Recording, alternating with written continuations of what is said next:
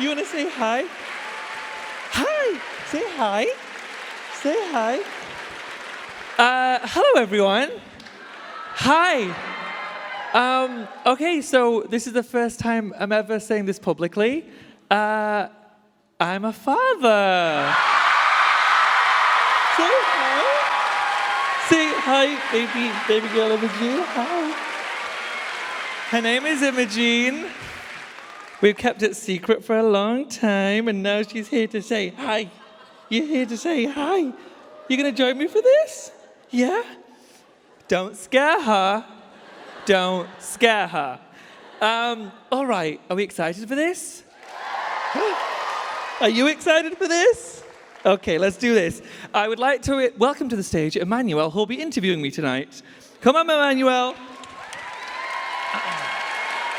Shall we do this? Hi, Emmanuel. Hi, I'm not a baby, but still kind of cute. I don't know. So cute, but nobody's cuter than this little one. No one. Isn't she the cutest? Come I on. know. Exclusive. Exclusive. But what's also exclusive is this is all a lie. This is my friend's baby. Where are you, Jana?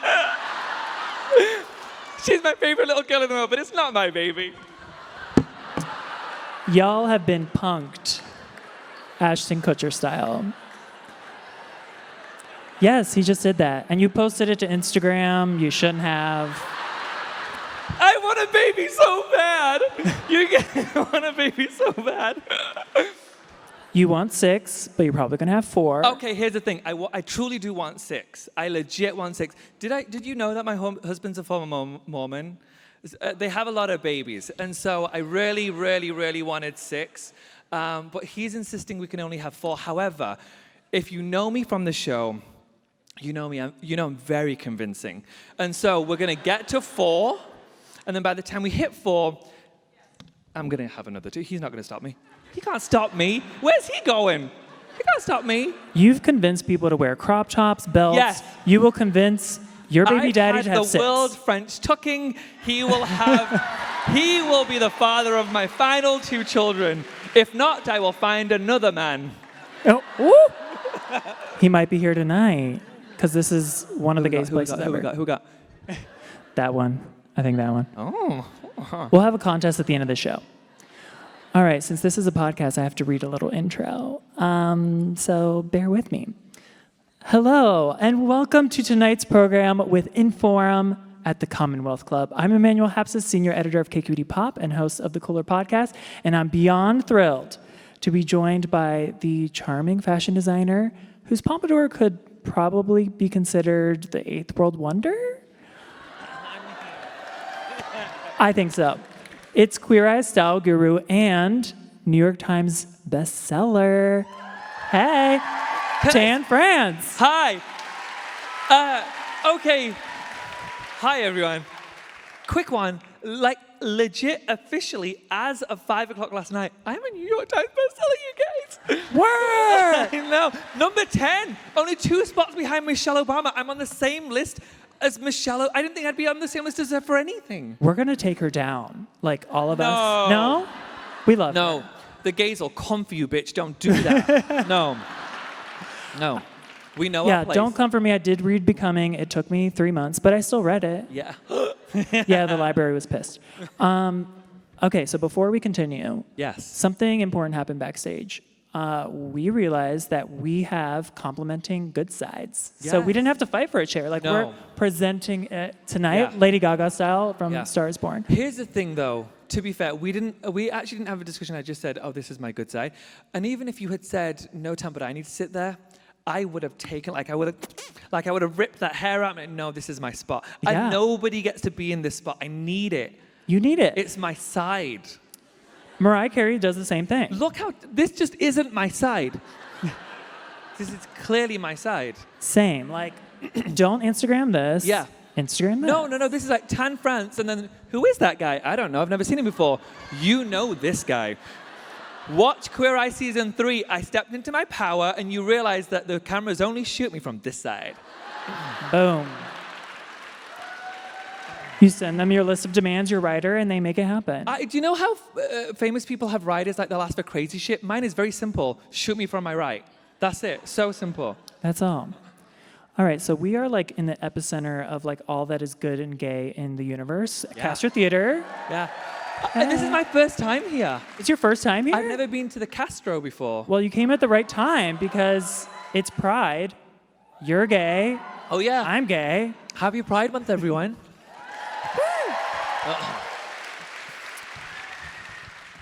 There's a picture in the book of Yes. you and your cute-ass husband Yeah. in San Francisco. I was wondering if you have any fond memories of being in the city. Yeah. Okay. If anyone who knows me knows that you can swear by two things for me. They know that I live for a baked good more than anyone you will ever meet. Like I start my day with a pastry, and throughout the day I will have 73 pastries. And so there's a place here called Tartine, which I know is a tourist hotspot.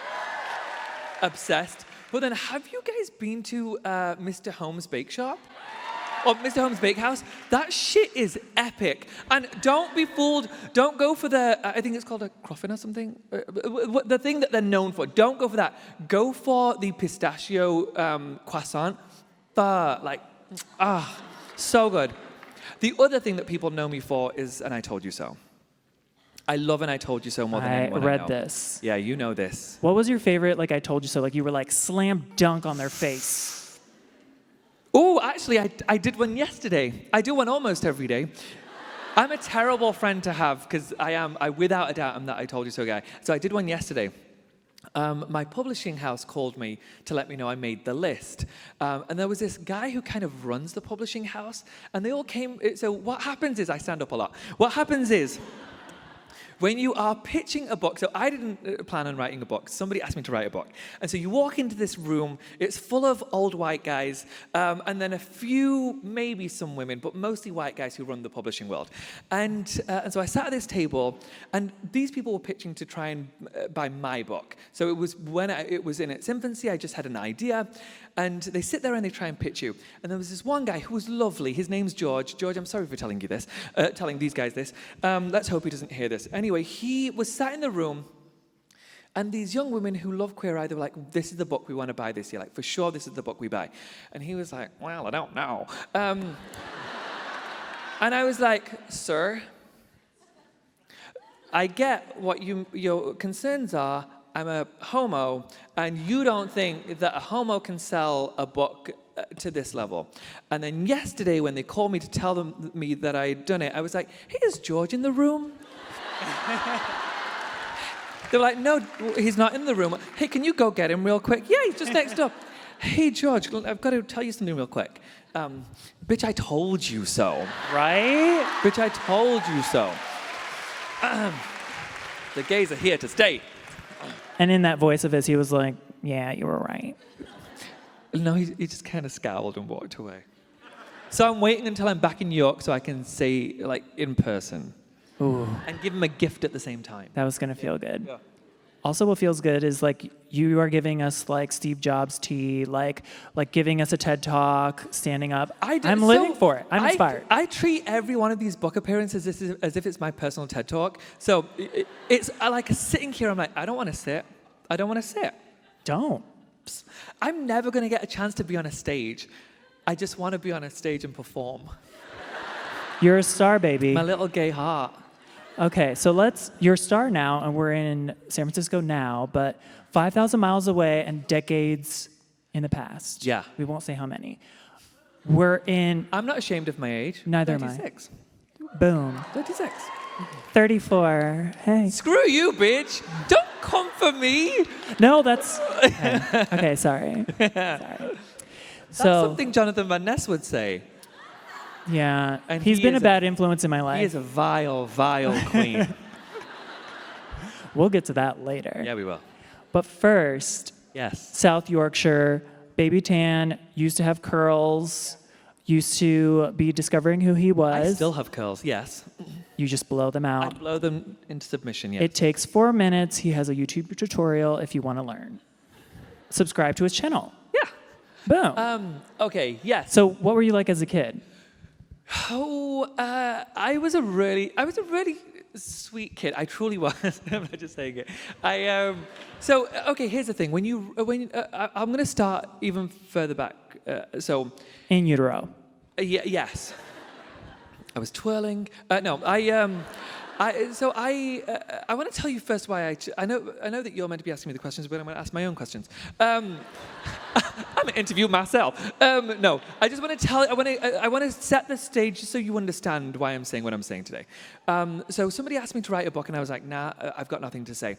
And then when I really got thinking about it, I was like, actually, yeah, I really do have a lot to say, because Queer Eye is a show that is like 42 to 44 minutes long. There's 5 of us. We're called the Fab Five. And then we have a hero every episode. So our show focuses on our hero, rightly so. And so therefore, you don't have a lot of time to say what you want to say and what it's like to be a person who doesn't have the representation that they necessarily need, our community needs. And so when I was finally convinced to write the book, I was like, actually, yeah, I want to tell a story in my way where nobody else gets to edit it. Nobody gets to decide what version of that story is edited to make it more pleasing for the audience. I get to say it unabashedly the way I want to say it. So what was I like as a kid? Naturally 10 starts from the start and ends pretty much today. And I really do go in on what it was like as a kid. I will preface it by saying the book is really lighthearted, I promise. Like, it's playful and it's fun, and I hope it'll make you laugh. And each of you gets, they all get a copy with this, right? I think so. I think so. Do you all get a copy of the book? Okay, great. Well, then I'm not trying to sell you on the book. I assumed you already got one, but I just wanted to check. So you guys already get this book, so I don't need to sell you on it. I truly am wanting to convey that it really is lighthearted and it's a really easy read. But there are some stories that were the reason why I wanted to write this book. And one of the main ones is the start of when I was a boy, and you ask how I was as a kid. I was a nice boy. I was a sweet boy. I was a well-behaved boy. But I was a troubled boy. And not because of my sexuality. I've mentioned this once before. I'm going to say it again. When you are a person of color in a very small town with very few people of color, there were 7 other people of color in my school. That's nothing. And you guys, most of you, I'm assuming, live in San Francisco. It's so nice to see a more diverse mix. But imagine for a moment you're in a small town and there are only 6 other people that kind of look a bit like you in your school. It's super intimidating. And so the reason why I wanted to include this chapter is because you see me be lighthearted, hopefully playful, often snarky, but relatively lighthearted on Queer Eye. But it doesn't just happen. Queer Eye is a very real show. We don't get told what to say. We behave the way we want to behave, and that's why I think it's such a beautiful show. But this version of me wasn't always the version of me. I had to learn to be more playful and relatively comedic, and try and make sure that I made people laugh so they didn't beat the shit out of me, and I want to explain this. From the age of 4 or 5, so we start school earlier than you guys. We start kindergarten at 3. By the age of 5, we're in school. And when I used to have this horrible panicked feeling when my brother, who's closest to me in age, he's a couple of years older than me, he was in school at the same time as me, if he were sick, that would mean that I would have to walk to school on my own. And my parents are immigrant parents. They worked jobs, multiple jobs, and so we had to walk ourselves to school. And if my brother wasn't with me, it was a 10-minute walk, not even. A couple of streets, so I didn't have to cross a road, but it was a lengthy enough walk. And it was a terrifying, sorry state of affairs that at the age of 5, and I want you to imagine for a moment, whatever your ethnicity, just imagine for a moment, you're 5 years old and you all know somebody who's 5, whether it be a child, a niece, a nephew. Imagine your child walking to school and thinking how hyper aware they are of their color because somebody is going to try and beat the shit out of them purely because they're brown. That legitimately was my fight every day, my siblings' fights every day. That's a sorry thing to know, a sad thing to know at 5, that somebody who's in his late teens, early 20s will actually kick the shit out of me because I'm brown. And so I was a very quiet kid because I was worried to speak up because somebody might hit me. I was a very gay child. It was very clear I was gay, but I already had too much to handle. I already had so much to focus on, which was to focus on being brown. Like, that was my biggest hurdle that I needed to conquer when I was a kid. I didn't even have the bandwidth to know how to try and add in gay. So that was my childhood. I was doing everything I could to try and make sure that I wasn't beaten every day. And there's a story in the book that I really need. If you choose to not read the rest of the book, please read 2 chapters in particular, but this first chapter, because I want you to just, if you've got family members or people in your community that you know are fuckwits and they are racist or homophobic, speak out. If they say something that's negative, that's offensive, that's racist, don't just be like, well, that's granddad. No, granddad can be a dick too. Like, he really can. And I'm not saying be aggressive. There's no reason to be aggressive. I learned from a very early age, aggression is not the way we win them over. I know, Imogene, it's not. I'm going to teach you now. Aggression is not the way we win them over. We win them over by having conversations with them. And so there's this one horrible story. This is just one of the many examples that I share in the book. It's when they finally got me and my brother. And writing the book was hard because of this. You have to think about the things that you haven't thought about in so long, because you do all you can to get through and be happy and be a happier person. And so for decades, I hadn't thought about what it was like to be a kid. But thinking back through that and writing that was some of the hardest emotional shit I've had to go through in a very, very long time. There's a part in the book that I only read once after I wrote it to record the audiobook, and we had to do so many takes because it was just so painful to read, where these bullies, I was 9, and these people were in their mid to late teens, early 20s, and they got us. And I remember that chapter in the book, you saying that your parents had to watch you from the window if you were crossing the street to go to the corner store. And in this specific incident, you said that the look in your father's eyes is something you had never seen before. Never seen before. Pure terror. Yeah. And I think what you're saying about like the onus being on allies to do the educating, so it's not always on minorities, is so important. Yeah, so important. People, we're so badly perceived or represented in the media. People don't want to listen to us. You're more willing to listen to somebody who looks like you, who's part of your community, than you are to listen to me. Totally. So there obviously is racism and prejudice coming from outside of your own community, but you also write about how there is colorism within the South Asian community that you also had to grapple with. Let me say this. If there's any press here who work for one of those fucking trashy magazines, like the National Enquirer, I am a very kind and loving person, but what I will say is go fuck yourself. There's some people that really can just go fuck themselves. And here's the reason.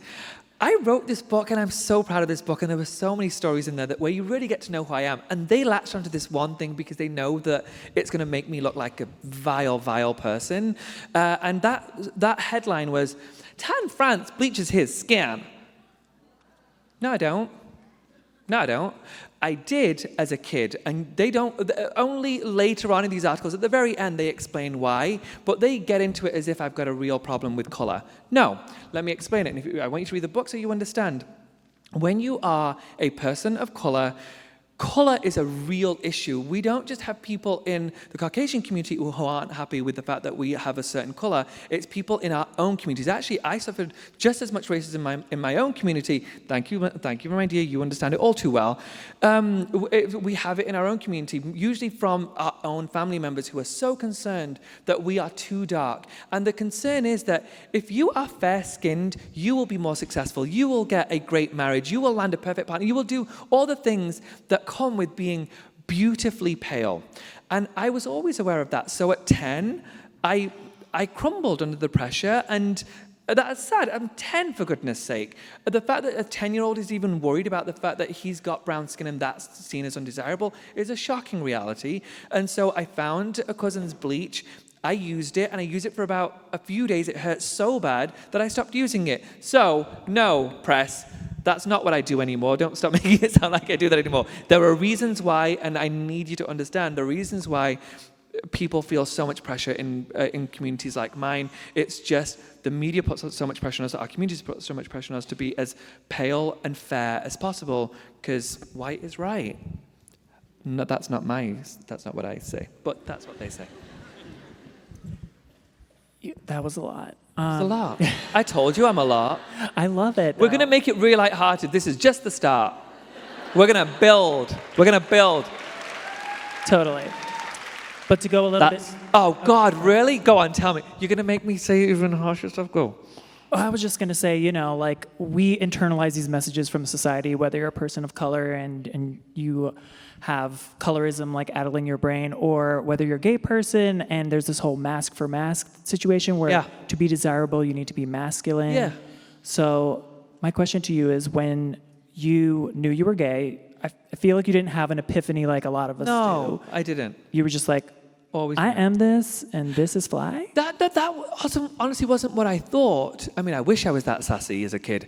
I just didn't know anything else. Like, I saw, obviously, heteros everywhere, but I just didn't think that was, I knew it wasn't me. I didn't ever think, oh, I'm gay. I didn't know anything else. All I ever knew was that I was attracted to men.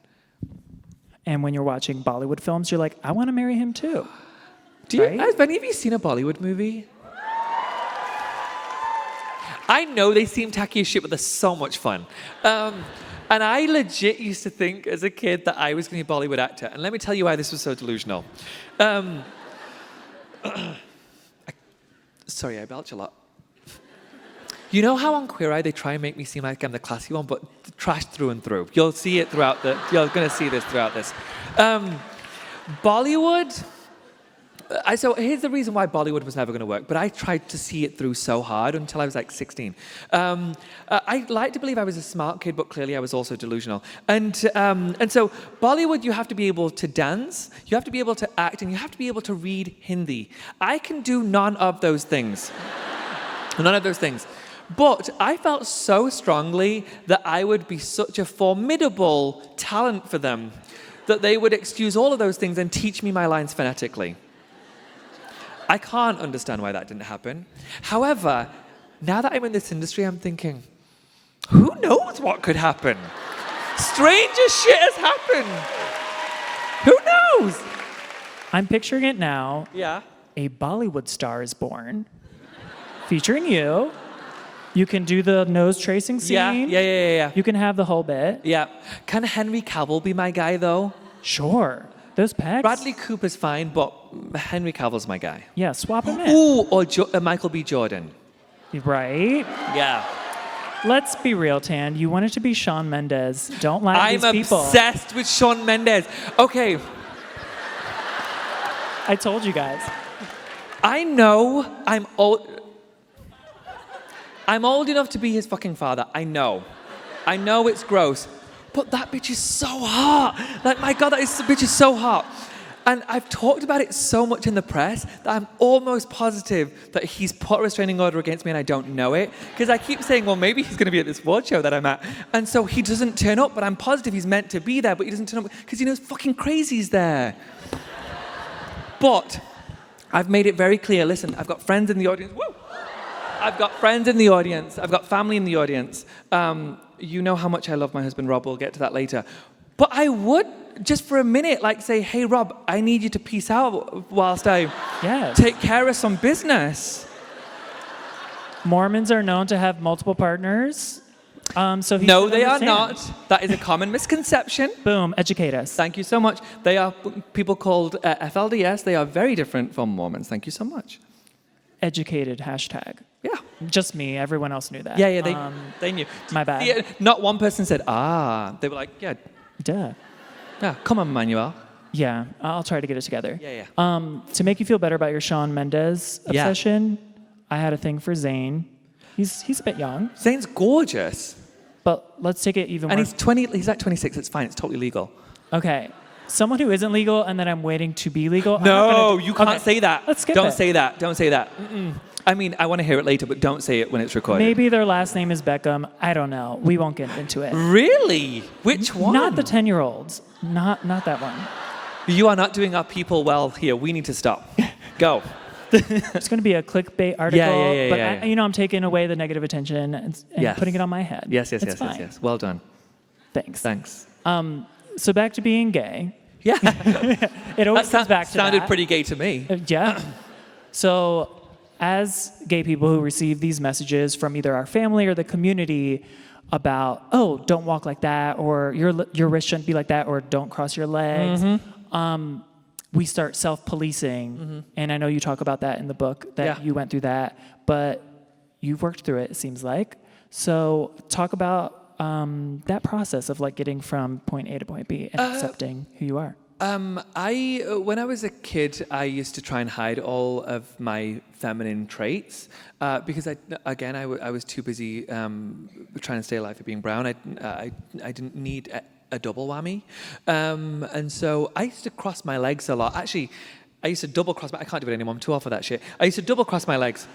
We call it the librarian cross, and it feels really comfortable. Like it feels really, really comfortable. But my extended family members used to get really frustrated and kind of slap my legs and say, "Don't sit like that. Girls sit like that." And I didn't know any differently, any better. And so I took it to heart and I was like, "Oh shit, I better learn to butch it up." And so I did. Like nobody realized in my school, my family, that I might be, as my mum said, a little bit off. And I learned to hide it really well. And then thankfully, when I finally came out at 16, I was like, I'm gonna cross my fucking legs all I want. It feels so good. It really does. It's just very natural. Yeah. I don't know if you have this, but anytime, like here in San Francisco, I am fully myself, and I feel like I'm fully myself at all times. But then sometimes if I go back home, No, there's no turning San reverts. France off anymore. Oh, No. love that. Yeah. I don't need to fake it for anyone. I mean, I'm on Queer. If you don't know I'm gay by now, there's something wrong with you, not me. Yeah.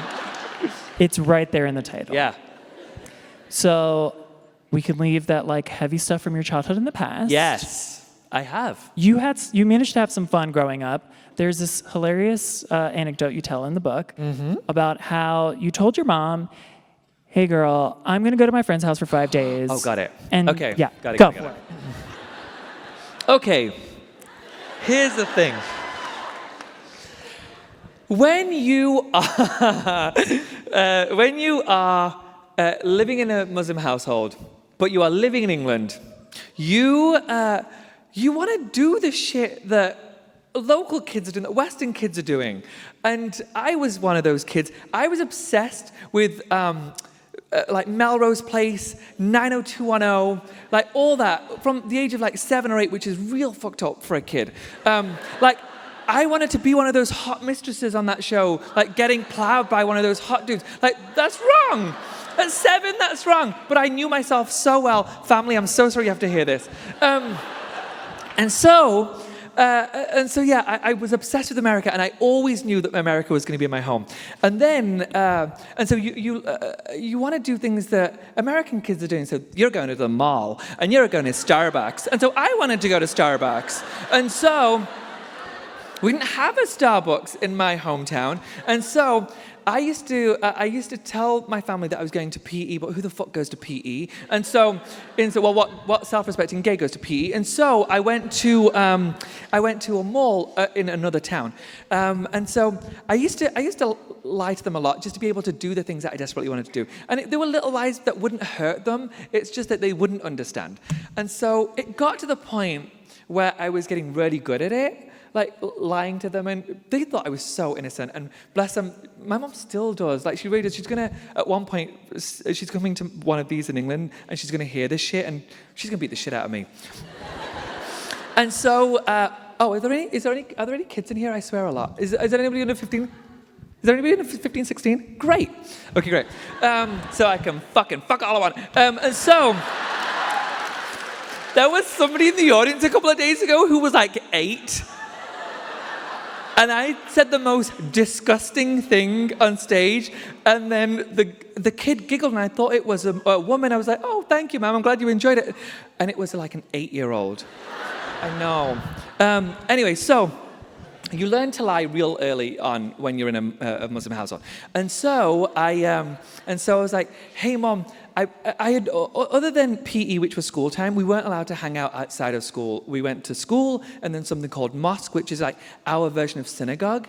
And I know you're in San Francisco, but the last few shows I've been to, they had no idea what mosque was. So I've got to kind of explain what it is.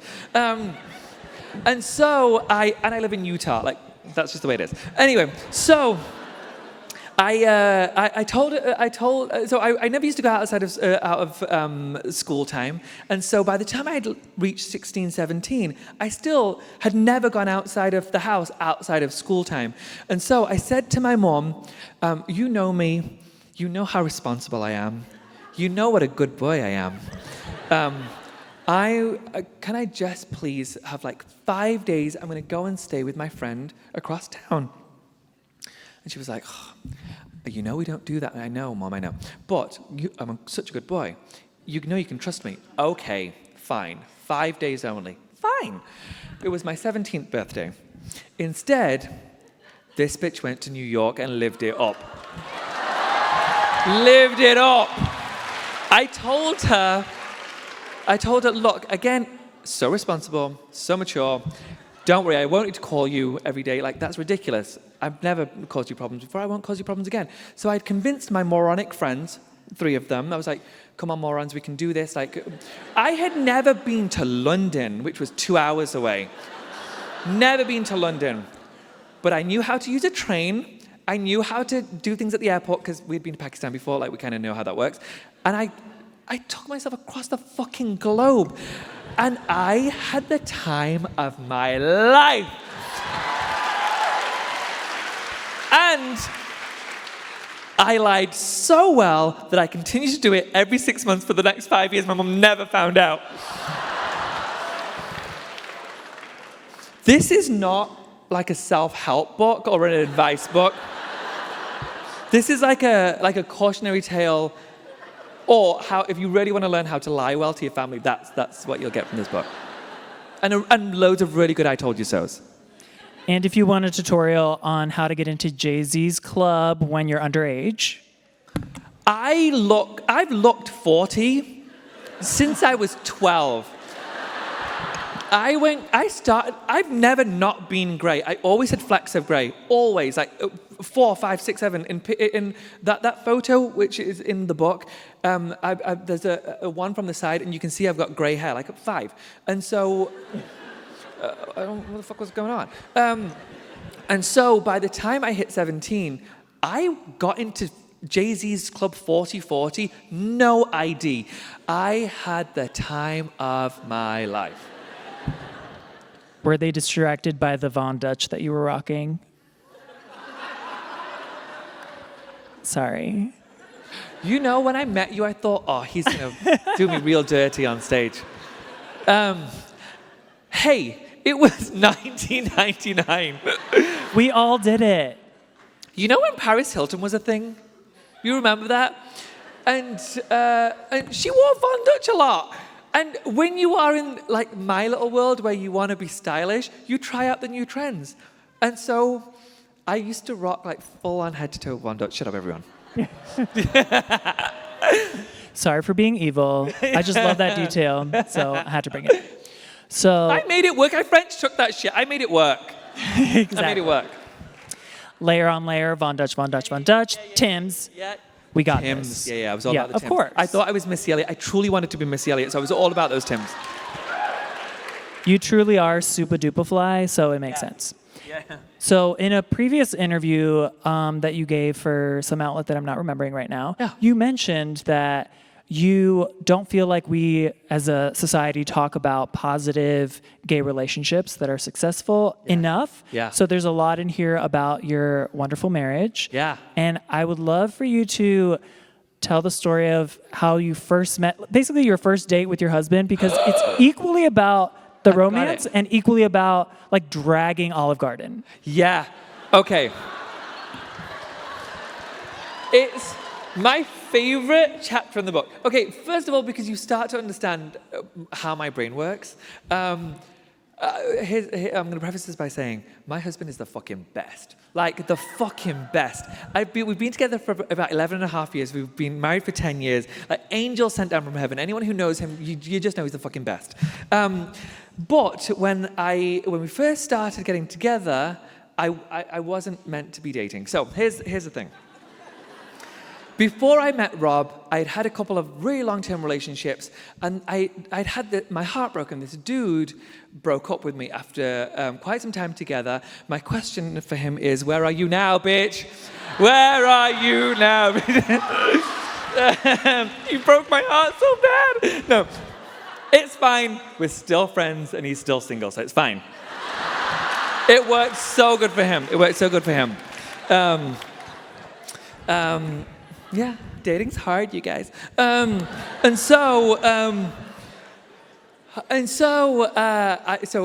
was in Salt Lake City. I was visiting Salt Lake City. I had friends there. It's too much to go into. You'll read it in the book. So I ended up visiting Salt Lake a lot, and the boys are hot. That's it. The boys are hot. And so I told myself I'm gonna have like a year of celibacy, and I was just gonna be single. About a week in, I was like, I'm gonna fur my way across America. So I went to Salt Lake because they really like brown boys with English accents. So I was like, oh, why travel? Why spend all the money? I can just get them all there. And so I was gonna be single for a while. And my friend put me on this website called Connection. Does anybody remember Connection? Oh my God, wasn't it the best? It was so good. Like, it was... where are you? Say it again. Put your hand up. Yes, bitch. How old are you? You look too young to know what that is.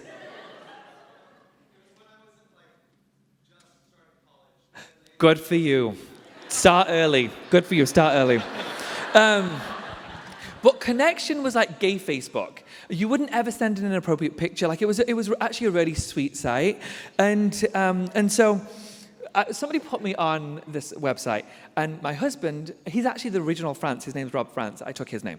And so he reached out and started very simply with, you don't look like you're from around here. And I was like, yeah, no shit, Sherlock. That was my response. And apparently he likes to be treated bad, so he was all about it. And so we chatted for a few days, and I really liked him. He was really sweet, but I kept thinking, I can't date you. Like, I'm meant to be single, and so I can't date you. And so about 4 days in, he finally convinced me. He was like, listen, we're getting along so well. I really want to take you on a date. Okay. Do you also Will and Grace OVS, right? Okay. Will and Grace had two friends, Rob and Ellen. Do you remember Rob and Ellen? Frightfully dull, but lovely. And the reason why I know they were frightfully dull is because Will and Grace used to make fun of them because they always wanted to go to a place called the Olive Garden. And Will and Grace never wanted to go because they said that it's a snooze fest, like nothing interesting, most boring place in the world. And so Rob was messaging saying, I really want to take you out. I was like, okay, we can go for lunch, non-committal. We'll go for lunch. And I was like, okay, have you heard of something called the Olive Garden? Duh, yeah, of course I have. Okay, I would like to go there, please. And do you know if there is one in Utah? He was like, it's Utah, they're fucking everywhere. I was like, great, that's our version of fine dining, wonderful. And so I was like, yes, I would like to go there, we can go there. And so here's the thing about the Olive Garden. If you're recording this, stop for just a second. You can take pictures and videos straight after this, because those pictures are gonna come for me. Here's the thing. I like the Olive Garden. I like this thing about the Olive Garden. Their breadsticks are fucking dynamite. Like dynamite. And if you had their breadsticks with Alfredo sauce, like, fuck, like, it's so good. Like, fuck me sideways with that shit. Like, it's so good. Other than that, just fine. But, like, it's $25 roughly for a meal. Like, you can get better somewhere else. Why are you going to the Olive Garden? Anyway, so here's my favorite thing about the Olive Garden. You walk in, hi, can I get a table for two? The response is, sure. Are you celebrating anything today? I'm at the fucking Olive Garden. What ailments do I have? What am I mourning today? Lead with those questions. Who the fuck is celebrating at the Olive Garden? It's like going through the fucking McDonald's drive-thru and they say, oh, is it your wedding? Look at you. No, it's the fucking Olive Garden. Anyway, so, it's the Olive Garden. I'm sorry, it's the Olive Garden. Anyway, and so now you can start recording again. That's fine, thanks. And so I continue to go to the Olive Garden. I love the Olive Garden at this point. I still go every year. So if you see me there and you work there, don't spit my food, please. I really enjoy that Alfredo sauce. And so here's the thing. I told my friends I wanted to go to the Olive Garden because if this guy can entertain me in what is by all accounts the most boring place on the planet, I love a test on a date. I love a game, love a challenge.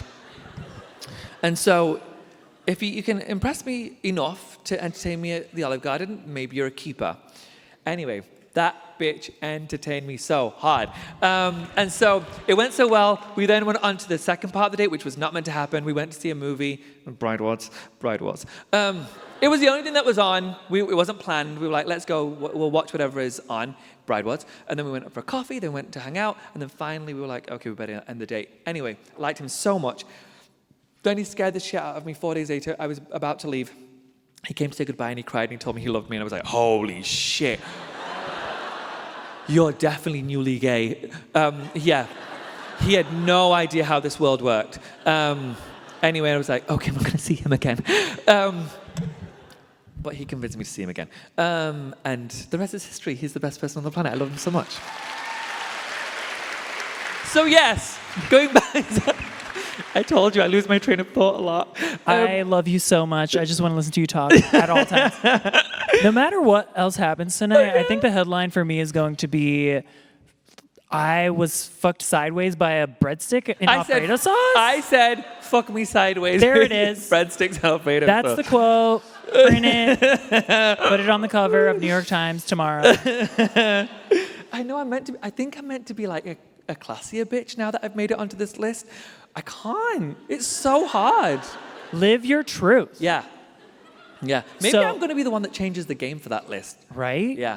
I also feel like you could kind of cover a Beyonce song and change the lyric from take his ass to Red Lobster to take his ass to Olive Garden. Yeah. I think there's an opportunity yes, there. Absolutely. Apparently, she was then endorsed by them, so hopefully Olive Garden will just spin this shit and pay me. Yes. Or the makers of Alfredo sauce, his DMs are open. Yeah. Yes. No, here's the thing. I need to make it very clear. Alfredo sauce isn't great anywhere else. It's the Olive Gardens that's so good. You're really ingratiating yourselves with that brand right now. I honor that. Yeah. So Rob did so well at the Olive Garden that you guys ended up. Can I need to make a correction. I just said that for effect. He didn't do really well. Yeah. And he will openly admit that it's just the way it is. Actually, I want to tell you a couple of other things about. Okay, so a lot of it's in the book, but my favorite thing about it is this. So we'd been chatting for 4 days, and you're taking photos, so I've got to make sure my jeans look right. So we'd been chatting for 4 days, and I didn't mention at any point that I was British, because the thing that was driving my friends crazy when we'd go out to the club is that these boys that they were interested in would want to talk to me because I had this accent, and we don't have English people in Utah. We have purely beautiful, blonde, super hot, but it's very, very white, very, very, or used to be very, very white, and so yeah, they didn't have British people, and so I didn't mention that I was British. I didn't mention what country I was from. I just thought, if you like me, you like me. Let's just hang out. So I want to let me make this clear. Rob is the best guy on the planet. Don't judge him super harshly with what I'm about to say. For those 4 days, what I didn't realize is that Rob thought I was Mexican. Yeah. Now, something you should know. He is not racist. He is from Wyoming. He didn't know, you guys. He just didn't know. And he was thinking, to be fair, he deduced that there was a brown guy in Salt Lake. Why the fuck would a British South Asian man come to Utah? That makes no sense. It made a lot more sense that somebody came up from Mexico and decided to try and shag his way through Utah. And so, yeah, so my husband's racist. Anyway, there you go. There you have it. And so he married me to be able to say, well, I can't be racist. I married a brown guy. He says it all the time. It drives me insane. So you guys ended up doing long distance for 6 years. I have a question. To quote Kanye West, how, Sway? How? Like, LDRs are brutal. Like, how'd you make that work? No, they're not. No, they're not. Okay. I told myself I was... I may as well just stand. You know, is there anybody Indian here? Okay, great. Do you have this word? In Pakistani culture, we call it prath prath. Do you know what prath prath is? Do you know what prath prath is? It means, do you know what the term ants in your pants is? Okay, so it's somebody who can't sit still for longer than a few seconds. My family don't call me Tan, they call me prath prath. I can't sit for very long at all. Also, side note, I want to tell you this other story. We're going to come to Queer Eye in a moment. Oh, also, I struggle with focusing on one thing. And I'm going to give you an example of how. We have on the show, on Queer Eye, and this isn't the Queer Eye part, remind me to answer this question that you asked me, because I'm going to forget. On Queer Eye, we have something called a talent wrangler, and they don't have these on sets, other than for like Nickelodeon and Disney Channel. And that person is hired for Tan France and Jonathan Van Ness. Trying to get us to just focus on a camera and the hero is nigh on impossible. Almost, if you are watching Queer Eye and you see Anthony, Bobby, and Karamo in a scene, there's never just 3 of us in the scene. There's meant to be 5. Look in a corner. There's 2 episodes in particular. I'm not going to tell you which ones they are. You will see me and Jonathan in a corner with either my hands down his top or his hands down my top. I just want to play. Like, we just want to play. I don't know how we got onto this. What was your question? I don't even remember at this point, but that was better than whatever my question was. Does anybody remember the question? Oh, yeah, LDRs. Oh, my God, yeah. So, holy shit. You're like, Jonathan loves my nipples? Holy shit. Okay, sorry. So I told myself I wasn't going to turn this into like a lecture, but I'm going to lecture you on one thing. Long distance relationships, when somebody says, I can't make a long distance relationship work, it's too much hard work. Actually, you know what? It's not. And let me tell you why. When you're dating a guy or a girl in the first few weeks, I'm so sorry, Uncle Brent. I'm going to say something really disgusting right now. Don't tell Rob's mom. And so, when you start dating somebody, shagging is so good. Like, that sex is so fucking good within the first few months. You're like, oh my God, this is the best guy in the world. Like, he does me so right. And then about 6 months in, you're like, that guy's a cunt. Like, he is the worst. How the fuck did I not see that? It's because you were dickmatized. That sex was so good, you didn't realize he's a fucking tool or she's a fucking tool. The nice thing with a long distance relationship is that you don't get to have sex with those people. I was living in England, he was living in America. I would see him every 6 months or 3 months, but other than that, we didn't even FaceTime, we had Skype. And we would Skype every day for hours and hours and hours. So when you take sex out of the equation, all you have is emotion. And it makes can make for a really, really strong relationship. So by the time we actually finally were able to be together full-time, permanently, I knew every facet of this boy, every facet of his personality. I knew exactly how to manage any disruption we might have, arguments we have. It made for a much stronger relationship. So if you're single and you say, well, I can't find anyone great in this town, I moved to the other side of the world to find my hot Mormon dude. And then I continued to FaceTime him every day, or Skype him every day for 6 fucking years. Believe me, you can commit and you can make it work. There's a way. It's just going to take some work. And it helps when they say things like, I'm positive you're my person. When I read that in the book, I was like, swoon, what the? I know. I'm not going to curse. I know. He's a good man. Yeah, he told me that he was positive I was his person. I was like, yeah, I'll marry you. He didn't ask me. I just was like, yeah, man. Actually, do you know what convinced me? It was actually the first date, legit the first date. I don't know if you know what Rob does for work. I know on Instagram you'll see that he's an artist, and he is, but he's actually a pediatric nurse. All those ovaries I hid, all of them, for you men as well. Hello. I love a surprise guest. Love. That was like on the Ellen Show when someone like bops out. Yeah, that was cute. And so, wait, what were we talking about? Oh, he's a pediatric nurse. Could you imagine somebody telling you that on the first date? You'd be thinking, okay. So I literally was thinking in my head, I'll marry this guy. Like, I really did. I thought, what better person can you find? He saves children's lives for a living. I can't do better than that. You can't. I mean, what? Like, that one-liner, like, sticks with me just as much as this one-liner from Casper. I don't know if you've seen it. It's an Oscar-winning movie. It's not. He looks at her. He used to be a ghost. Casper now he's a looks person. at the girl. Yes. Yeah. He used to be a ghost. Now he's a person for, like, a limited amount of time. It's sad Christina Ricci's there. And he looks at her and says, can I keep you? Boom. Bath. You don't like that? Bath.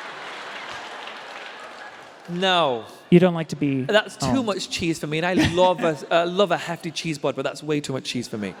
Maybe it's one of those movies where, like, when you know, it stuck with you from childhood, but then when you watch it when you're growing up, you're like, problematic. Yeah, if somebody said that to me about bitch, you're crazy, I won't see you again. Don't say that to anyone, I promise you. I'm going to help you out. Don't say it to anyone. It's cute for a movie. It's cute for a movie. Yeah. So, you had so many jobs when you were baby. Is that my baby crying? It's his baby. Oh my God. So you had 24 jobs before you became a fashion impresario, maven, whatever. Yeah. Do you have tips for us who like don't present as charming as you do to like how to win the job? Is it about what you dress like, what you say? Because you said that sometimes the job you had no previous experience and you're like, I'm going to be me and they're going to give me the job and then I'm going to quit during my lunch break. Yes. You will learn in this book that I don't tell the truth. I counted this many and then I stopped counting. I had 24 jobs within like 5 years. I know. What I'm most impressed by is that I got 25 jobs, like 24 jobs. And then who knows however many more. My tips are probably simple. I was very confident with the fact that I was going to get the job. Even if I wasn't going to get the job, I presented in a confident way. But then my outfits were wicked. They were wicked. You know, when I'd go to the interview and I'd be dressed in a suit and I'd go and tell the lady or the man, I'm here to see John Hughes, and she'd be like, oh yeah, take a seat. But then everybody else who was sat there would think that I was from another office and I was one of the other directors, and so they'd suck up to me, and then they'd see me get up for a meeting and they'd be like, that bitch wasn't he wasn't running this shit. No, I just dressed like I was running this shit. I wore an appropriate suit. Dress appropriately for a bloody interview, for goodness sake. Dress up more than you think you'll need to. They will respect you for it. Even if you don't need to dress up that much, do it. Like, I would rather be more dressed up than dressed down and not get the job. So that's what happened in the first one, and then I continue to do it over and over again. But what is terrible, as you can probably imagine, is I don't concentrate well. So I got 24 jobs in a short amount of time, and within the first day, if you will learn one thing about me tonight, it's this: I am very resolute. If I've come to a decision. I am stubborn as an ox, and so. If I get to my job on the first day and within the first couple of hours I'm like, don't think I'm ever going to fit in here. My regular trick was this. I would say, I'm going to need a quick, I need to go on lunch early, I think. I'm starving. It's your first date. Yeah, I know, but if I could go on lunch early, that would be wonderful. Okay, yeah, sure. And then I would get the fuck out of there and not tell anyone. Not tell anyone. Not a call to say, I'm sorry, I quit. They would try and call me and say, did you die on lunch break? Did you fall down a well? Don't know. Never answered. If I know I don't like a job, I just don't like it. Get me out of there. And I don't have the balls to say I don't want to be here. So two things you'll learn about me. I get a lot of jobs and I'm a fucking pussy. My favorite way that you quit a job was you went to the airport to go on a business trip to Spain. You didn't go to Spain. No. Tell the people. I went to go and sleep with my husband. I was meant to go. I was working as like a district manager for a clothing store, a retail company, and I'd been there for about 2 months. Hated it. This guy who was my boss was a complete monster. And so I decided enough was enough. But I was meant to be going to Spain to help open one of the new stores that they had. And I was sat at the airport, and I was like, fuck this. And so instead, I walked over to the other terminal and booked a flight to Salt Lake City to see Rob. And I texted my boss saying, I'm not coming to Spain. I'm going to go sleep with my husband. And so I did. That's how you do it. That's how you do it. You quit with a flourish. Yeah. I'm done. Yeah. I feel like I lost you at this point. I'm not a monster. I just don't take authority. This is my real issue. I wasn't very good with authority figures. I just didn't like being told what to do. You just can't tell me what to do. I can't be told and I shan't be told. Words to live by. So after quitting all of these jobs, you managed to build up 3 brands, I believe, pretty much on your own. Yeah. Do you attribute that success to this thing that's instilled in children of immigrants where their failure is not an option? Yes, but actually there's more to that for me. So my family are a family of entrepreneurs, and I always knew I wanted to start my own businesses because, as I said, I shan't be told what to do. And so I always knew I wanted to start my own businesses, and I think I always knew that I wanted to be in fashion or style, and you'll learn why when you read the book. But I had a real connection to clothing, and so I started my businesses. But the reason why I desperately wanted to do it was I wanted to prove myself. I really did, and I have many favorite stories in the book. I guess I added all my favorites, but one of them was that okay. How much time do we have? 33 minutes, so go off. Okay, great. Got so much more to say. So when you come from any immigrant families or people who have moved to the US, you know this all too well. You have 2 options when you come to this country or when you're born to this country of immigrant parents. You get to be a doctor or a lawyer, or if you're not doing as well as the doctor or lawyers, you can be an engineer as a backup, but your parents will hate you for it. But you get to at least have that as a backup.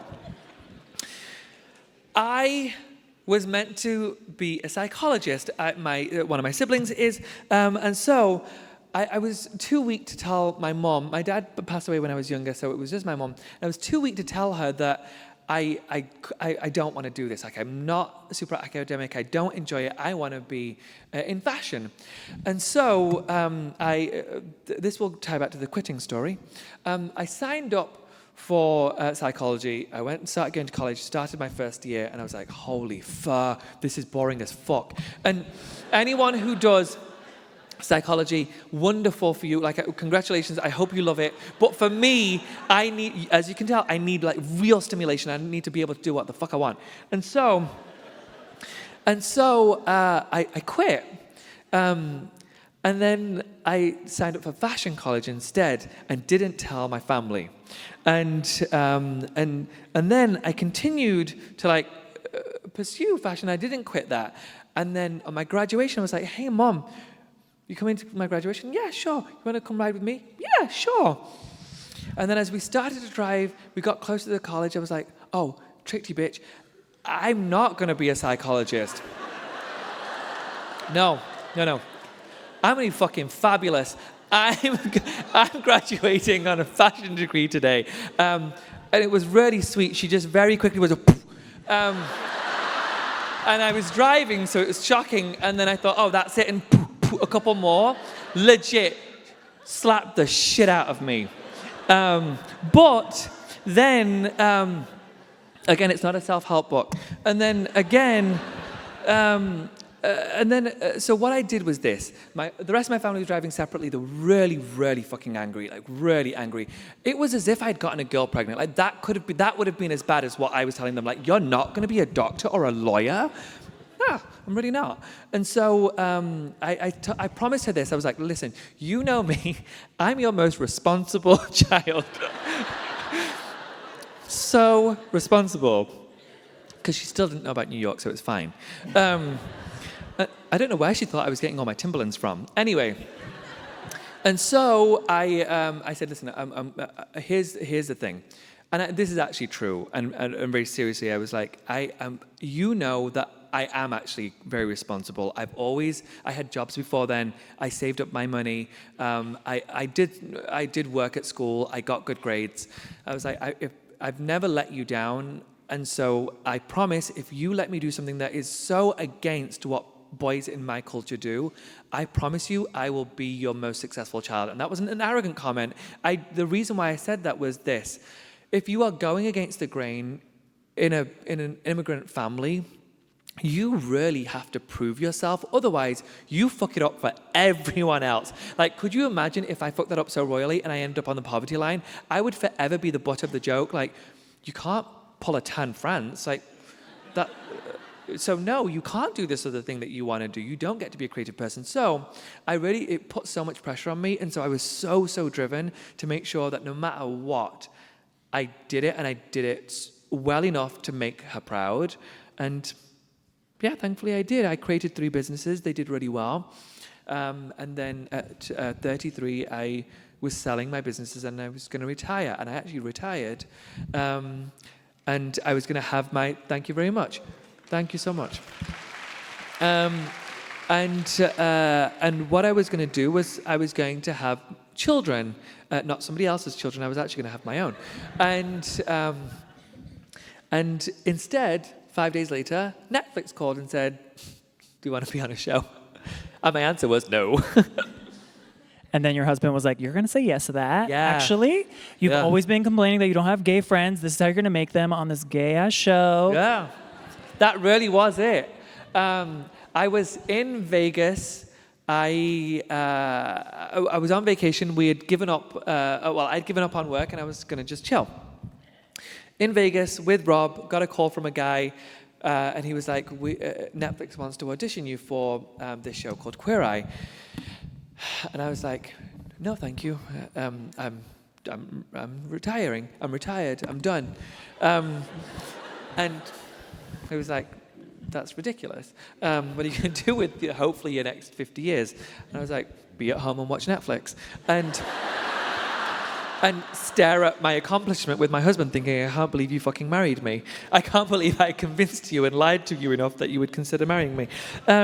Anyway, Rob, my husband, was like, "Hey, Tan, you don't have many gay friends. You've been working every hour that God sends. You don't have many friends. And so this is your opportunity. You're going to have a room full of gays, and you can talk to anyone." And he was like, "You'll make gay friends in a heartbeat." I was like, "Yeah, all right, maybe I'll consider that." So I truly went to meet gays, my new gays. And I met them. And they were actually legitimately, they were Bobby Karamo, Anthony, and Jonathan. And before, this was first day or so, this was a 3-day process. They hadn't cast us, and by the second day, we had a text thread that was called, very arrogantly, the Fab Five.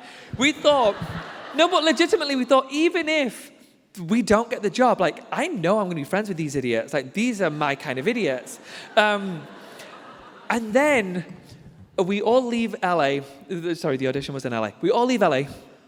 And I get a call a few days later from Netflix saying, "We are offering you the job." And I was like, "Oh, fuck. I was just there to make friends." I collected my gays and I left. And they convinced me to do the job, and I tried to quit. As you know, obviously, I tried to quit. I tried to quit a couple of times before I started shooting, and they convinced me to do it. And then we started shooting, and then I tried to quit every day for about 2.5 weeks. And then finally, I pulled the ultimate baller move. About 11:30 at night, we just wrapped on episode 2, halfway through episode 3. They're out of order on Netflix, but we were shooting episode 3. And I didn't think I could do it. And it was because I was so scared. I was scared of many things. I didn't want to be that brown gay guy on a major show like this. It was really intimidating. And so, and then also, I'd never done this before. I'd never done show business before. I'd never tried for show business before. This shit came out of nowhere. And it really is intimidating. When you are on a set with 30-something crew, the first day I shot with Queer Eye, it was a solo scene. I had never done anything like it before. And I stood there, all these people were there, and they're like, okay, go, Tan.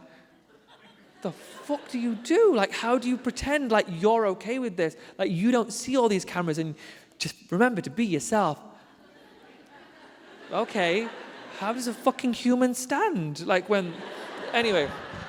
And so, no, I was kicking my things down. And so 2.5 weeks in, I texted my executive producer. We were all living in the same apartment building, and I texted him at about 11:30 at night and said, "Can I come and see you? I need to talk to you." Went down to his apartment building, got to his door. I was crying a little bit, and he was like, "Are you okay?" I was like, "Hey, I've got something to tell you." Go on. I booked my flight home. I leave tomorrow morning. I quit. I won't sue you if you don't sue me. And he was like, what? And I was like, oh, you think that I can't sue you? I was like, I am retired. You think I don't have life? And he was like, whoa, what the fuck is going on?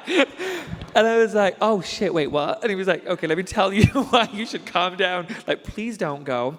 And the reason why I was quitting is this, because I'm a quitter. And then secondly, is because I really was scared. The other boys, I love the other boys, but they have their version of them, and they are exactly the same on the show, but they're just slightly more American. Call for me all you want, you know it's a thing. You know it, you guys can turn it on better than anyone else in the world. You have Oprah, like, come on. And so, who I love, very, very much. So they knew how to do it, and I didn't. I was so very, very British at the time. I've changed a lot. I was very, very British at the time. You can see I love a stage now. And so at the time, I was really nervous, and so I said, look, I can't do it. I can't do what the other 4 do. And the others all came from this world. They all have done TV before. They'd all auditioned for years and years and years. And so they knew it. They knew how to do this. And I was so scared, thinking, I'm ruining the show. And so I legit cried every couple of hours in the restroom. When you watch season 1, like, I've got puffy eyes the whole season. Like, I cried so hard all the time. So what I'd do is I'd film a scene and I'd be like, I just need to use the restroom real quick. Can you turn my mic off? Yeah, sure. Woo, like, cry my heart out. And then, here's a trick. Jade roller. Roll the shit. Jade roller. Go right back on set and you're good to go. Nobody ever figured it out. And then, and so I was like, I don't know if I can do it. He convinced me I could. He was like, listen, we hired you because, well, clearly we knew you were British, you fucking idiot. I was like, oh yeah, we could tell you were different. Oh yeah. And so he was like, we hired you because you're nothing like the others. So just please continue to be yourself. And so you know how Jonathan always says, who gave you permission? He gave me permission to just be myself. And then I was like, oh, I can fucking do this. And so now I love being on the show now. Like, it's the best thing in the world. All these people are beyond glad you did not quit and that you stayed on the show, because you're an amazing person. Thank you. Also, representation is important. Really is. But let me tell you, sorry, I cut you off. But Go what for I'll it. say is, you guys, I know that nobody's saying, oh, Tan, you represent us. I know they're not. But you feel that pressure, you really do. And it is actually really intimidating. And that is what was really scary at the start. When there wasn't an openly gay South Asian person on TV at that point, especially, well, maybe there was, but not on a scale like this. This was a fully global show. And that's actually terrifying. And here's the thing that I find. I could have moved my mic away. Here's the thing with the pressure of that. When the press, I'm back. When the press talks, this was from the very, very start, the day that Queer Eye came out in the press, the show became massive very quickly, like in a heartbeat. And so the press picked it up immediately. And I was so jealous of the other boys because the press would talk about Anthony Porofsky, blah, blah, blah, blah, blah, blah, blah, blah, blah, blah, Bobby Burke, blah, blah, blah, blah, blah, blah, blah, blah, blah, Muslim immigrant, South Asian, Tan France. The fuck? Where the fuck did that come from? And I knew it. I knew it was coming. And every day since, it's always mentioned. Always. They never talk about the fact that Kramer's Christian. They never talk about the fact that Anthony's Polish and he's also Christian. Nobody else gets that. Always, always.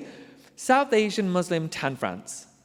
That's a lot. That's a lot. And I know if you don't come from a minority group, that may not sound like much, but that adds so much pressure. That means that what you say is not just what you're saying. When Anthony speaks as Anthony Porofsky. When I speak as, oh, is that what South Asians think? No, that's not. That's what I think.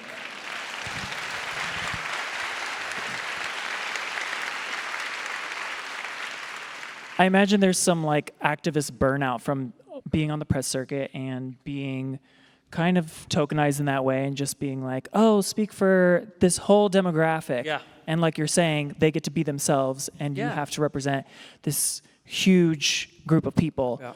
So has that burden kind of lifted off of your shoulders or is that something you still feel? You know, I've said in the press enough, I told you I was stubborn, and I've said in the press enough, I can't represent a community. All I can do is be myself. I will give my own opinions. I will speak freely. I will be visible, but I'm not professing to represent anyone. I represent myself only. That's it. Another example of people just seeing you not as tan, but as Muslim are people at airports, specifically after 9/11. Yeah. You included a chapter in here about that whole thing. Yes. And you've been stopped 24 times, I think you said? Yeah. Here's the thing.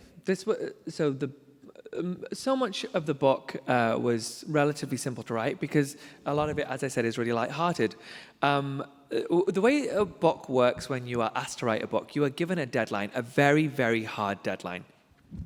And so I got to the point where I'd finished my first draft, second draft, final draft. And the reason why I wanted to write this book was because of this one chapter. It's called 9/11.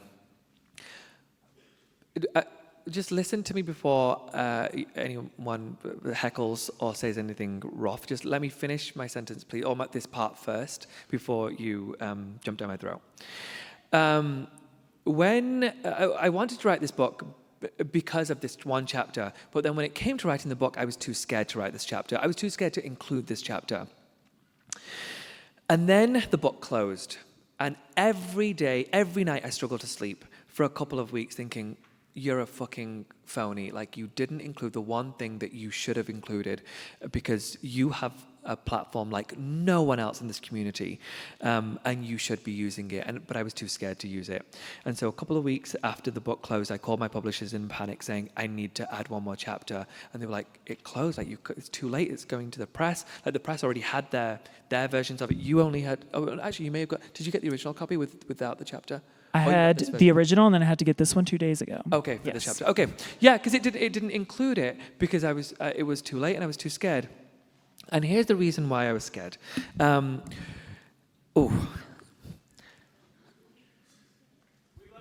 Thank you.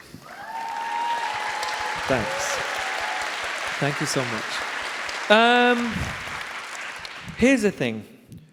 So I've been coming to this country for more than half my life at this point, so regularly, and I'm stopped almost every time when I come to this country, and I'm detained for a few hours where they will ask me the same bullshit questions every time. When was the last time you used heavy machinery? When was the last time you visited the Middle East? When was the last time you did this, did that? That they're asking nobody else, unless they look like me. My legal name is Tanveer Safdar, which is a Muslim name. Anyway, and I took my husband's name when we got married. And the hard thing is this. When 9/11 happened, and I was 17, and every one of us who's over a certain age remembers where we were when 9/11 happened. I was just as terrified as anyone else in this room. So were all of my people. And every time I'd come into America, you would see everywhere, never forget. And I totally get that notion. Of course I get that. We should never forget the people who were the victims of 9/11. However, the longer this goes on and the longer that we are never forgetting, it means this. It means that as long as we are never forgetting that Muslims are the threat, brown people are the threat. And anybody who's not from the Middle East or South Asia or Muslim may not understand how this part feels. But when a terrorist act occurs, or when you're worried about a terrorist act, we are worried too. We are scared too. It's not just, oh, well, the Muslims must be fine because it's the Muslims who are doing it. No, we are just as terrified as everybody else. Those terrorists aren't discriminating. They're not saying, oh, Tan's in town, we shouldn't bomb that place. No, that's not it. Everybody perishes when those terrorists attack. And the hardest part is that not only then do we have the threat of terrorism as all of you guys, we are going through it every day on the street because the press has done enough to instill fear in every one of us that we are a problem. And what that means then is that from the age of 17 to now, those racist taunts we got changed immediately. No longer was it this one word. There's this horrible word that I'm not going to say that they use, which is for us, it's as bad as the N-word. It's so shocking and hurtful and upsetting to hear. And so no longer was it that word. The things that they would say on the street is fucking terrorist, fucking raghead, get the fuck out of our country. Why? You don't belong in our country. That kind of shit. And every time you go on a plane, not anymore because I have the luxury of being Tan France, but up until I was your version of Tan France, you go on a plane, somebody's shifty, they're worried that you're going to cause a problem. We are just as scared as everybody else, but we have the added threat of the victims or the people who are worried then also treating us as terrorists. So not only are we scared of the terrorists, we are scared of everybody else attacking us because they are worried that we are terrorists also. So the chapter is for this reason only. I need people to start to understand and truly, truly see that terrorists are terrorists. Muslims are Muslim. We are just as scared as you.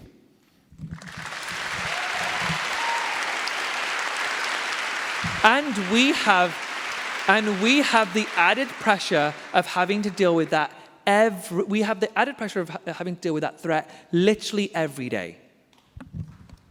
Thank you for writing that chapter. Thank you for speaking on that today, because I feel like it's something we don't hear the Muslim perspective about 9/11, and I'm so grateful that you wrote that chapter. I want to make it clear. I'm not saying we should forget.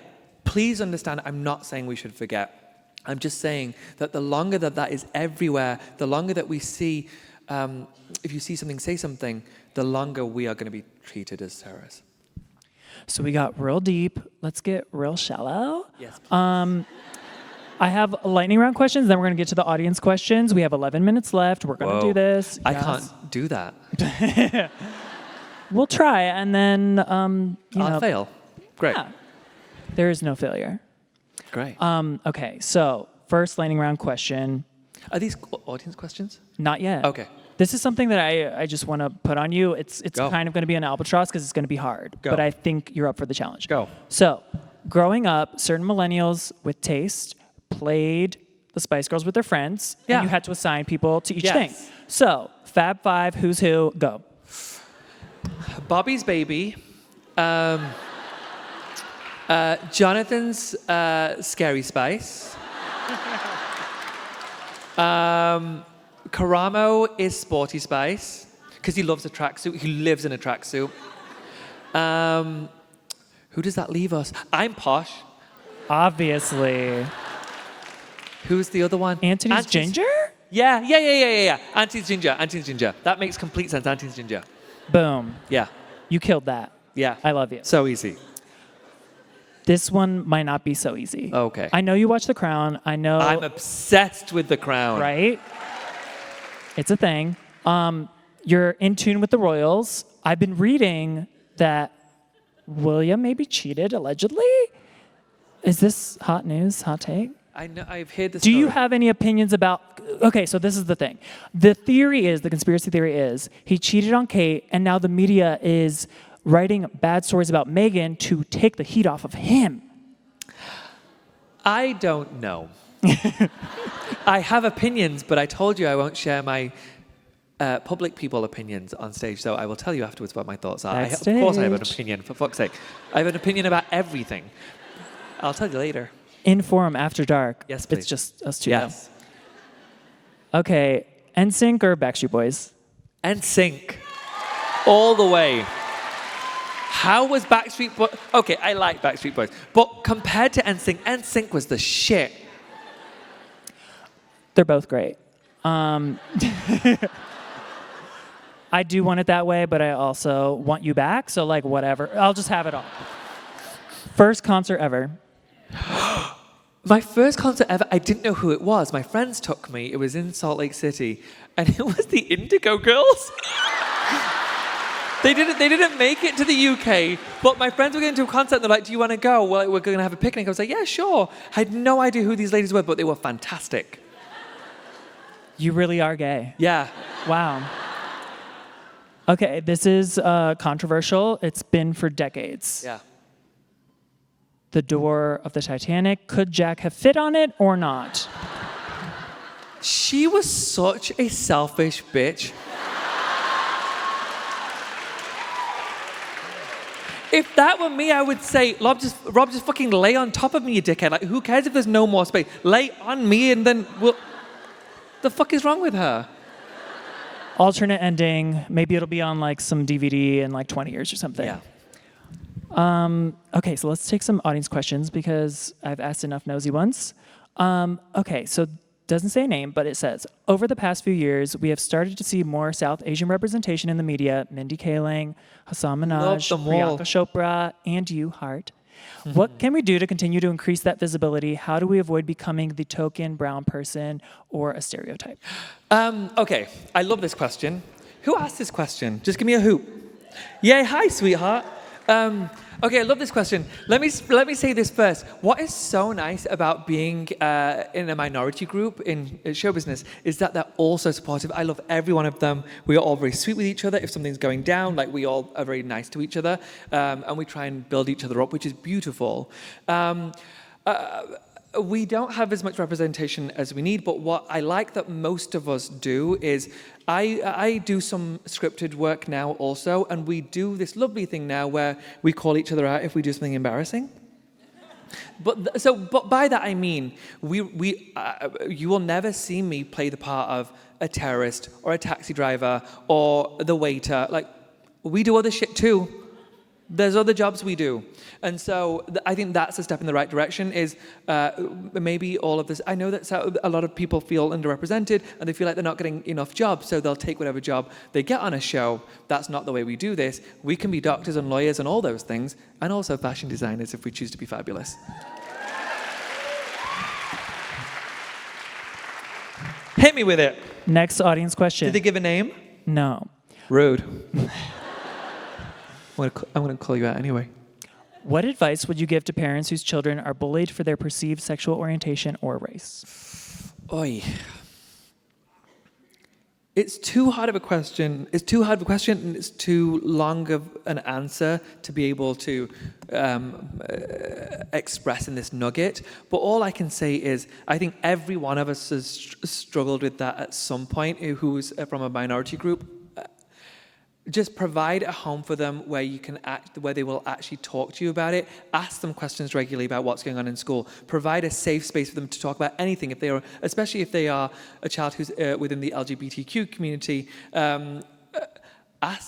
Feel free to ask them questions. Create the safest space physically possible. So even if shit's going down at school, which I pray it's not, at least there's somewhere at home where they feel like they can express themselves. Don't ask them to uncross their legs. Don't tell them that they can't put that nail varnish on. Don't tell that girl that she can't play with G.I. Joes. Like, let them express themselves. At least there's a safe space at home.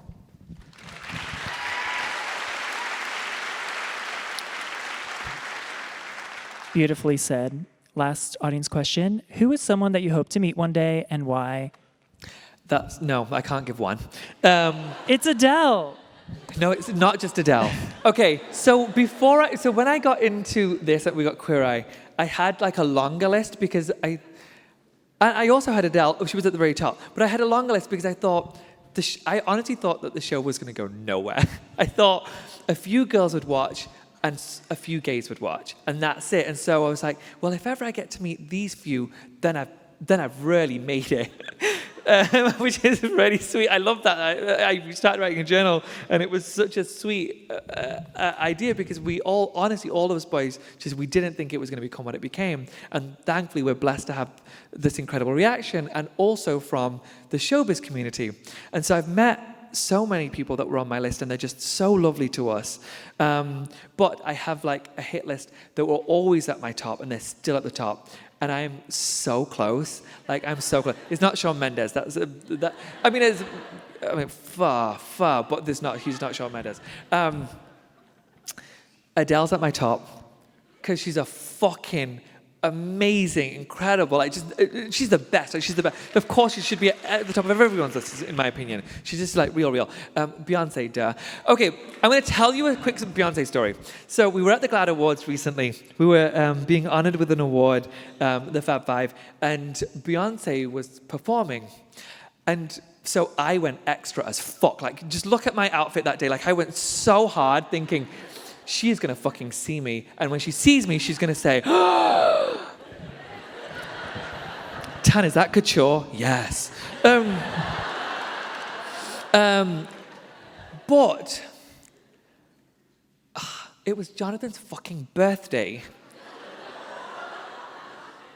So we went to the event, and then we had to leave before Beyonce came on because Jonathan's birthday party had started, and so we had to fucking go. So my one chance so far to meet her, I had to leave because of that idiot. See him every fucking day. That is a terrible story. Wow. Yeah. But you'll wait, the have third another one. chance. Michelle Obama is my third. Yes. Well, hopefully it balanced out because Victoria Beckham slid into your DMs and you danced to Wanna Be with her and drag queens at some point. Yeah. Happened. Yeah. Do you know, you know how you all must have fantasized at some point. Don't we all fantasize at some point about being famous one day, maybe? No? Am I the only one? I can't. Come on, shut up. I can't be the only one. Everyone, like, when you're a kid, you think, oh, what if I was a pop star? Like, yeah, anyway, fucking liars. I thought we were going to tell the truth tonight, but clearly I'm the only one who's willing to. And so, when you're a kid, you think, oh, what if I were famous? How do these famous people make friends? It's really simple. They slide into your DMs just like anyone else. Almost every day, legit. Somebody will slide into my DM. I'm like, you won Oscars, bitch. Why are you talking to me? That makes no sense. It blows my mind. And so one day, a few months ago, I was in England. I don't go to England very often anymore because I work mostly here. But I was going to England, and Victoria Beckham's team reached out and said, hey, we saw you in London. Victoria's having a party tonight. Will you come? No. Like, I'm doing a fucking face mask. I do that every week, but you know, we haven't got a wrinkle. We're fine. We'll take a week off. And so I was like, yeah, I'll be there. I'm already on my way. And I walked into the party, saw her, and David Beckham came up, and he was fucking lovely, like just so nice, so nice. Obviously, I tried to pounce him, and then security came, and I was like, "Are you trying to fuck David Beckham?" I'm like, "Yeah, yeah, bitch. Have you seen him?" Anyway, and so then I saw Victoria, and I saw a bunch of drag queens come out, and they were dressed as the Spice Girls, and then Wannabe came on. And I was like, holy shit, this is really weird that I'm watching a bunch of Spice Girls drag queens dance to Wannabe in front of Victoria Beckham. And then Victoria joined in. And then, do you remember the dance moves she used to do? Her hand was always like this. I think she had arthritis, and it was always like the early onset arthritis. And so she was dancing, and she looked over and she went like this at me, and I was like, oh, bitch, you don't need to say a word. I know exactly what you mean. And so I anyway. My gay fucking heart. And so finished the dance, finished the song, got into my car, and I called my husband and was like, holy fuck. I danced to a Spice Girls song with a fucking Spice Girl. Queer Eye has given me so much. You are living the dream. And it's actually a dream for Victoria to meet you, I have to say. No, that was not the case. But I love her so much, and I really want to be a friend. So, unfortunately, we're out of time. Ew. I know. So you have 3 projects coming up. If you could give an adjective for each, like one word, I know it's going to be hard. So I'll prompt you. You've known me for like an hour and a half. I know. Okay, so Queer Eye is going to Japan. What's one word that could... Yeah. Oh, I'm sorry, Emmanuel. Hey, do me a favor. Go Several fuck yourself. words. I can't give you one word. Okay. I'm sorry, Cara, we're going to be like 5 minutes late. And I'm lying when I say 5. If you put money in a meter, you can leave and I won't call you out. Anyway, so if you don't know, now you know. We shot episodes in Japan at the start of this year. I love all of Queer Eye. I think that the seasons get better and better and better. But we did a few episodes. It's a mini-series that we did. Excuse me. And there's a lot of reality TV out there. Ours is a slightly different version of reality TV. It's a more real version, in my opinion. These 4 episodes are some of the most beautiful reality TV moments you have ever seen. And I know that sounds like a bold statement. Just wait till you see it. It just shows the power of what is possible when you send gays into the world. Believe me when I say, the gays are going to save the world. The gays are going to save the world. I'm not saying us 5, but the gays are going to save the fucking world. You already are. The rest of us will. We're just going to... Straights, I love you. Oh, were you offended, straights? I'm so sorry. Or are you gays and you know it's your time? Great. Go on, gays, save the world. The time starts now.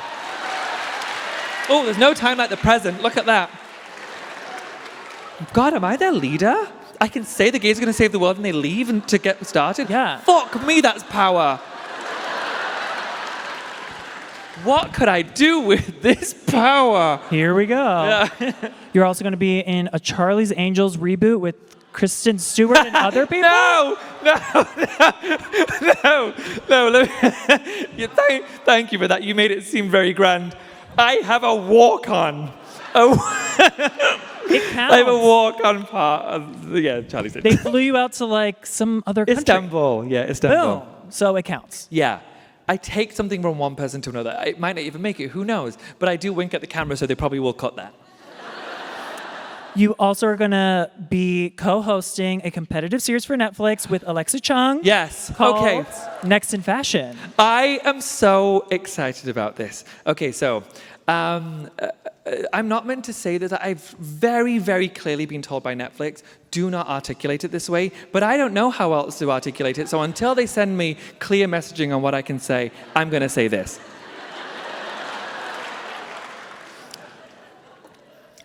Do you watch Project Runway? Or have you watched Project Runway? I love Project Runway. And so this is not like Project Runway. Like Project Runway.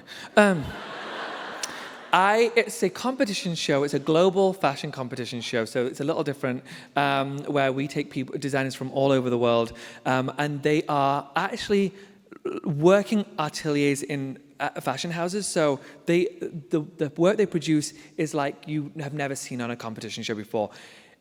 I love this show so much. I wrapped it recently, a couple of months ago.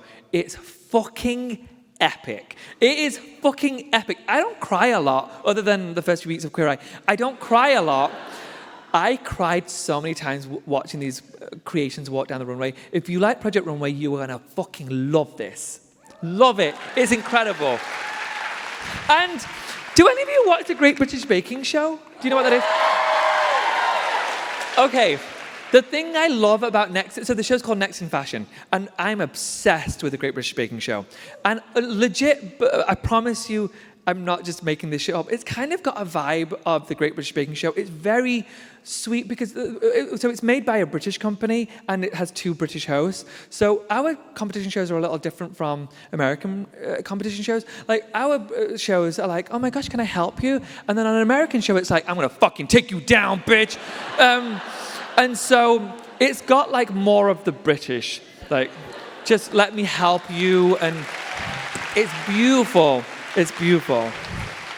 I hope you work in the phrase soggy bottom in did I say that right? Wait, soggy bottom.